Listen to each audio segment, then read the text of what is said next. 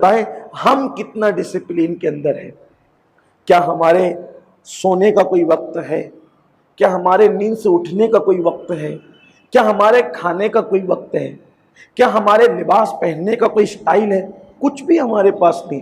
ایک غیر منصوبہ بند طریقے سے بس زندگی کے شب و روز گزر رہے ہیں. اور یاد رکھیے وہ مسافر کبھی منزل پر نہیں پہنچ سکتا جس کی منزل کا تعین نہ ہو، جس کی منزل مقرر نہ ہو.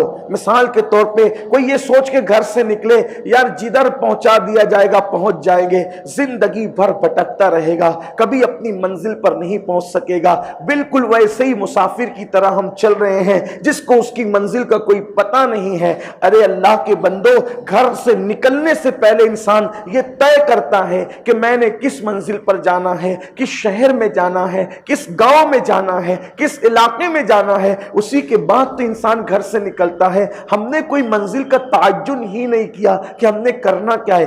بچوں کے بارے میں اپنا پلان کیا ہوگا، بچیوں کے بارے میں اپنا منصوبہ کیا ہوگا، اپنے خود کے بارے میں اپنا منصوبہ کیا ہوگا، ہمارے کل کے بارے میں اپنا منصوبہ کیا ہوگا. اس کے پاس ہمارے پاس کوئی پلان نہیں ہے. اور جو قوم پلان کے بغیر زندگی گزارتی ہے وہ قوم غلام بنا لی جاتی ہے. وہ ان قوم کی حیثیت جانوروں سے زیادہ بدترین ہو جاتی ہے. اور ایک بات یاد رکھنا، اگر آپ پہلے طے کرتے ہیں کہ میں نے کرنا یہ ہے تو اللہ کی مدد آپ کے ساتھ شامل حال ہوتی ہے. مثال کے طور پر سلطان صلاح الدین ایوبی کی مثال لوگ زیادہ دیتے ہیں، بات زیادہ کرتے ہیں.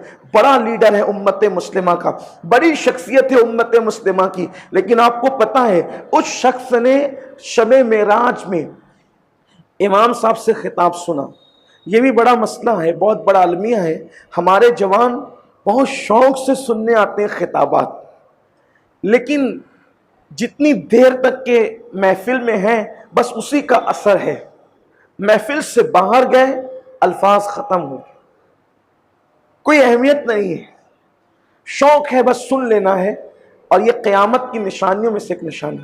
اللہ کے رسول صلی اللہ علیہ وآلہ وسلم کے فرمان کا مفہوم ہے کہ قیامت کے قریب لوگ دین کی باتیں صرف رسمی طور پر سنیں گے، بس دل بہلانا ہے، رسم ادا کرنا ہے. اور کچھ لوگ تو ایسے ہیں جنہیں سننے کا شوق بھی نہیں ہے، وہ سوچتے کہ بھئی جلدی یہ ختم کرے، میں آیا نماز کے لیے، بات ختم ہو تو میں جلدی سے یہاں سے جاؤں. یہی فکر ہے.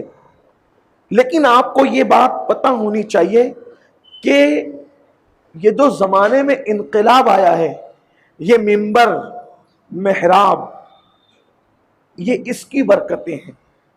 سلطان صلاح الدین ایوبی شب معراج میں، معراج کی شب میں اپنے محلے کی مسجد میں نفل پڑھنے کے لیے آئے، نماز پڑھنے کے لیے. مسجد کا امام منبر پہ بیٹھ کر کہہ رہا تھا، دیکھو اللہ کرے ہمارے محراب سے اس طرح کی باتیں بھی نکلے. ہم تو پتہ نہیں کہ کس بلا میں گرفتار ہے کہ اب تو محراب اور منبر کا مزاج بھی بدل گیا.